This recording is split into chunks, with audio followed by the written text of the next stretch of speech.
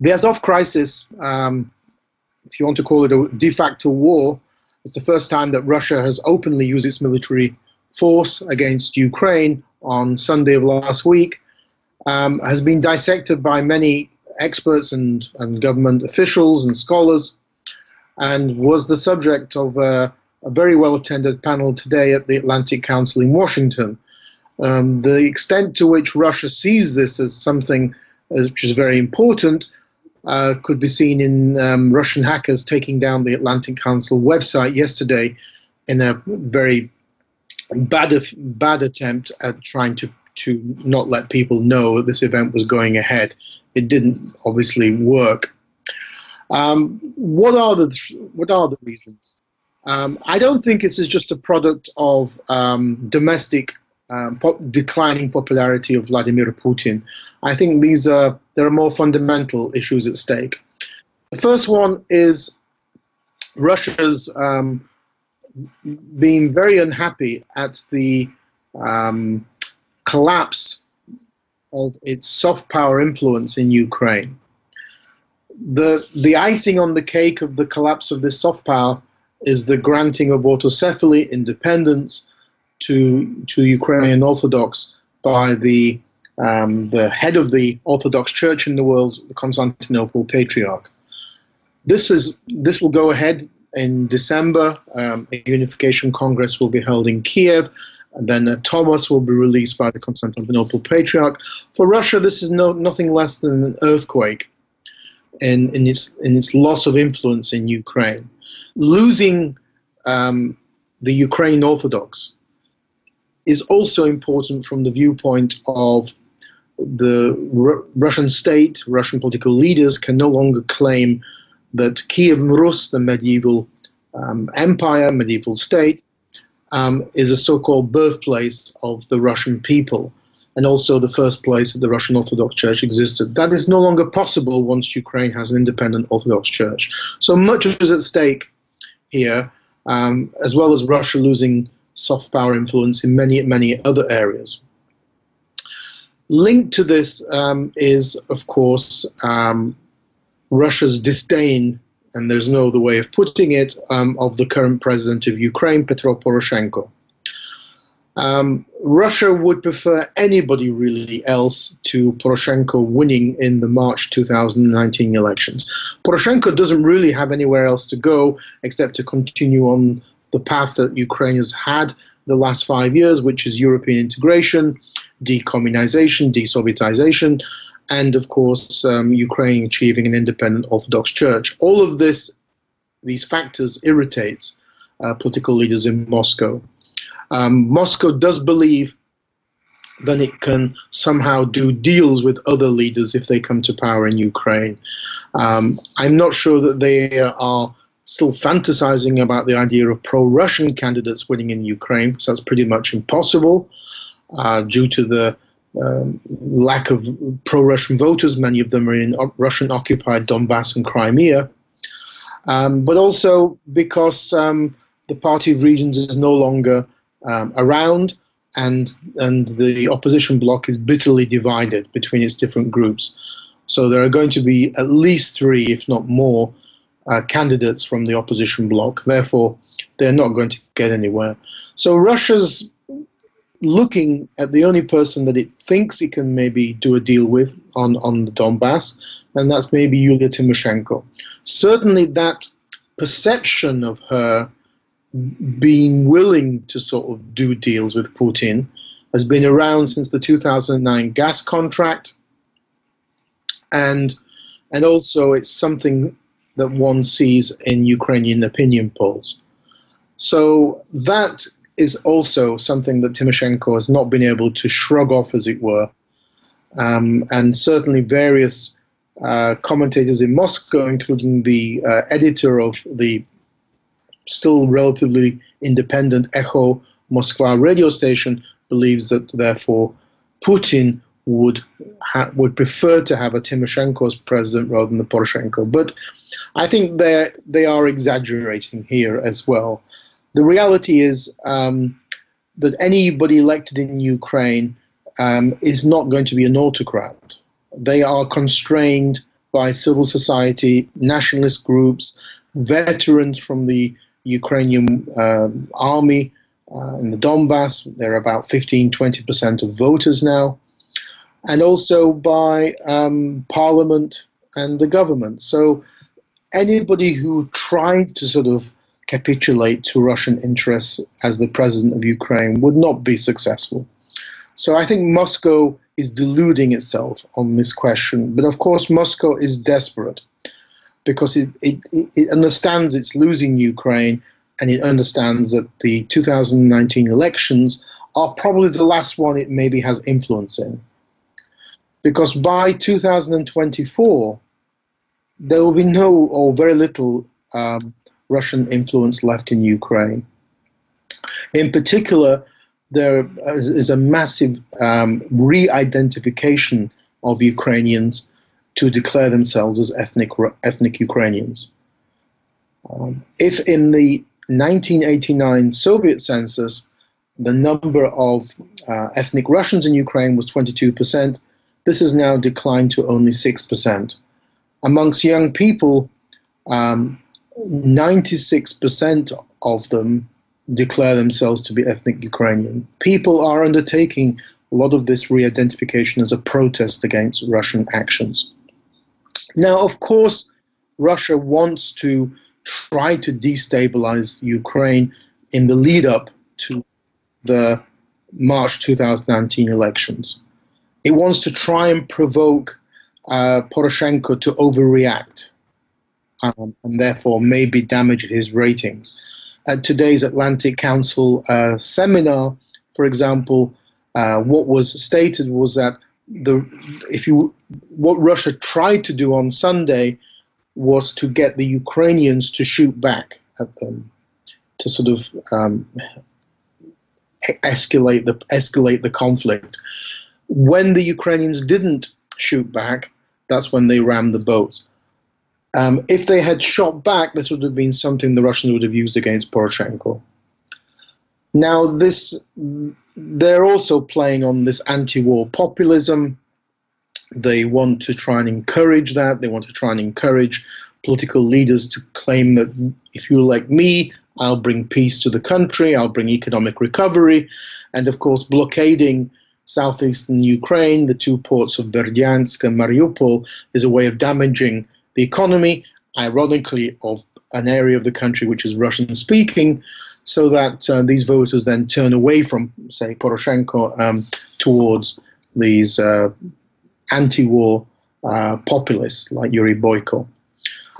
So I don't necessarily think Russia is going to be successful, but certainly this is Russia's attempt to do this. And pretty much everybody at the Atlantic Council today believe that continued provocations are likely in the run-up to March 2019 elections, including even an attempt to take over the canal that brings water from the Dnipro to the Crimea, because the Crimea is heavily reliant on this water from Ukraine, and northern Crimea is very arid. So that could be a second kind of type of front to try to damage Ukraine economically, try to drag Ukraine into some kind of conflict. What was also said today is that the Western response so far has been tepid and weak. Now, one could look back to 2014 and say it took a while for the West to get their act together when Russia annexed the Crimea, which was in February, March, and sanctions only really appeared in July of that year. So maybe this will also be the case on the Azov war. But the key here is the elections. Many candidates, probably the majority of them, are using anti-war populism as a means to try to win votes. They are promising that if I'm elected, I will bring peace, and thereby by bringing peace, I will bring economic rejuvenation for you and better standard of living. They are all lying. The only person who can bring an end to the war is Vladimir Putin, because he's the one who started the war. If you are going to do a deal with Vladimir Putin, The only deal he'll accept is Ukraine's capitulation. He knows that Poroshenko won't go down that road. He's hoping that maybe some of the other candidates who might win, we don't know, Ukraine's a democracy, might do that. An example of that kind of deal, shall we say, is an op-ed by Viktor Pinchuk in the Wall Street Journal in late 2016. I wrote a very critical response in the Kyiv Post to it. And Pinchuk, like some of these other kind of pro-Russian oligarchs in eastern Ukraine, laid out a suggestion, a plan, that Ukraine would recognize Russian sovereignty over the Crimea in return for Russia pulling out of the Donbas. There are so many aspects to this which are not likely. It simply will not work. Firstly, the idea that somehow Russia will agree to that, agree to pull out, is simply, I think, fanciful. What Putin wants is the return of pro-Russian voters into Ukraine's election system. Currently, 16% of Ukrainian voters and 27 election districts are in Russian-occupied Crimea and Donbas. Those voters in 2010 and 2012 voted for the Party of Regions, Communist Party, and Viktor Yanukovych. Because they are not inside Ukraine, pro-Russian candidates in presidential election and pro-Russian parties have no chance of even entering the second round, particularly when they are so disunited as they are. And therefore Putin wants them back in. And particularly he would like them to be back in, of course, before the election day, which is not going to happen. The other thing that naivety about such a deal is that somehow Putin's going to agree to Ukraine remaining on course, remaining in favor of joining the EU. Russia did its actions, did its military aggression against Ukraine in 2014 in response to Ukraine moving towards the EU. So the likelihood of Russia accepting Ukraine within the EU is simply not true. Ukraine is not going to sort of just drop this and become some kind of neutral state. A final factor is that all of these kind of proposals, including, and they are very similar to proposals made by Western realists. I was on a panel on Monday in Washington at the Center for Strategic and International Studies, where Keith Darden is one of those, who also laid out the same kind of deals. And that deal would be for Ukraine to sort of drop its plans to join NATO and to become some kind of neutral state. Well, Ukraine was a neutral, so-called non-bloc state under Yanukovych. That didn't stop Russia attacking Ukraine and seizing its territory. So I think this is all based on naivety, romanticism, and in the case of Western realists like Keith Darden, based on this kind of great power chauvinism towards little people, that they should know their place, as it were. I think that people, these realists like Keith Darden, believe that Ukraine or Ukrainians are the deplorables of Eastern Europe. So I don't think that these kind of deals are likely, and the idea that somehow a president could be elected in Ukraine and who would agree to this deal is simply just fanciful. It's just not true. The Ukrainian civil society, nationalists, veterans, parliament, National Security Council would simply not permit it to happen. So we have to accept reality that this war will continue at the very least as long as Vladimir Putin is in power, which is until 2024. Opinion polls in Ukraine show that. They show that most Ukrainians believe that the war is directly linked to Putin. He caused it. He led it. But I think what we should also accept is that Putin is president for life. The idea that somehow you can leave office in Russia and somebody else takes over is simply, again, being naive. The only way a Soviet and a Russian leader leaves office is in a wooden casket. This is a very criminal country, very criminalized mafia state, where there is no honor amongst these. Putin cannot leave office even if he wanted to. And the idea that somehow, even if Putin left office, something would change towards Ukraine, again, I think that's been naive. There are many Russian chauvinists in Moscow other than, and in addition to Putin. So I think that for all of those factors, there is going to be speculation. And we saw that in the condemnation of martial law by people like Anatoly Gritsenko, by Yulia Tymoshenko and others, criticizing this.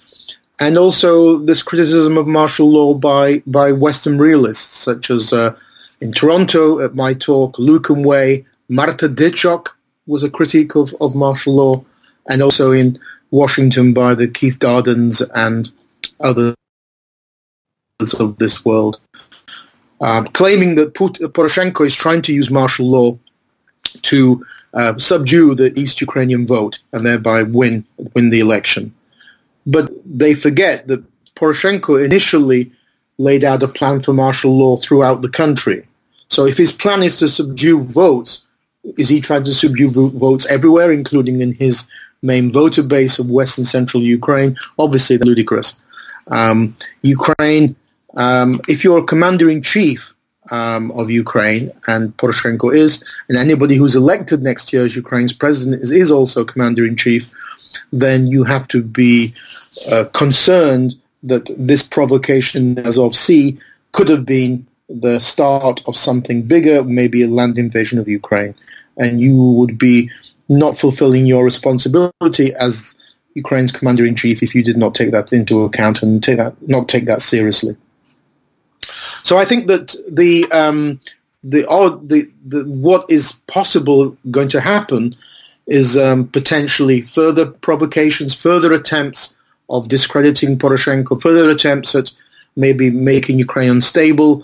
What Russia wants is an unstable, chaotic Ukraine, maybe leading to another revolution, that it could maybe pull the strings behind the scenes, and with an attempt to try to bring back people to power who would be more sympathetic to Russia, would be more sympathetic to doing a deal with Putin.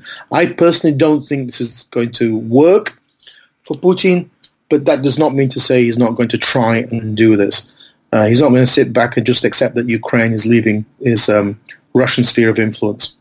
The next 4 months to the presidential elections in the last day of March 2019 are going to be rocky. They're going to be difficult. Russia is going to try to disrupt them, try to create chaos, hack, cyber attacks, and in particular try to do more military-type provocations, whether in the Azov Sea or along the Crimean Kherson border.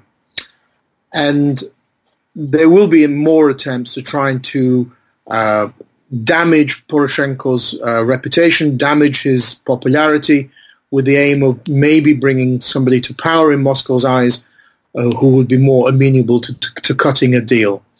I don't think that any of this will work. I think it will backfire. But of course, Russia will not sit back and just allow Ukraine to slip away from its sphere of influence. So watch this space, because more of the Azov Sea type of military provocation is going to take place in Ukraine. Thank you.